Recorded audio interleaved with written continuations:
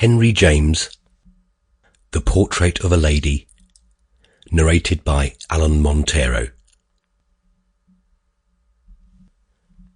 Chapter 1. Under the circumstances, there are a few hours in life more agreeable than the hour dedicated to the ceremony known as afternoon tea. There are circumstances in which, whether you partake of the tea or not, some people of course never do, the situation is in itself delightful.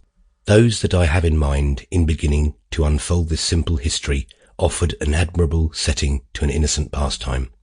The implements of that little feast had been disposed upon the law of an old English country house, in what I should call the perfect middle of a splendid summer afternoon. Part of the afternoon had waned, but much of it was left, and what was left was of the finest and rarest quality.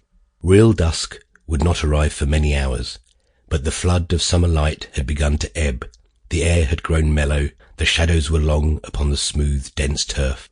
They lengthened slowly, however, and the scene expressed that sense of leisure still to come, which is perhaps the chief source of one's enjoyment of such a scene at such an hour.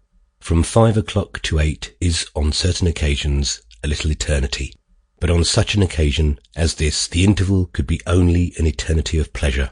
The persons concerned in it were taking their pleasure quietly, and they were not of the sex which is supposed to furnish the regular votaries of the ceremony I have mentioned. The shadows on the perfect lawn were straight and angular. They were the shadows of an old man sitting in a deep wicker chair near the low table on which the tea had been served, and of 2 younger men strolling to and fro in desultory talk in front of him. The old man had his cup in his hand. It was an unusually large cup, of a different pattern from the rest of the set, and painted in brilliant colours. He disposed of its contents with much circumspection, holding it for a long time close to his chin, with his face turned to the house. His companions had either finished their tea or were indifferent to their privilege. They smoked cigarettes as they continued to stroll.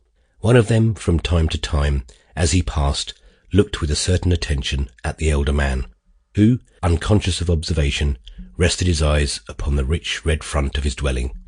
The house that rose beyond the lawn was a structure to repay such consideration, and was the most characteristic object in the peculiarly English picture I have attempted to sketch. It stood upon a low hill above the river being the Thames at some 40 miles from London. A long gabled front of red brick, with the complexion of which time and the weather had played all sorts of pictorial tricks, only, however... Sample complete. Ready to continue?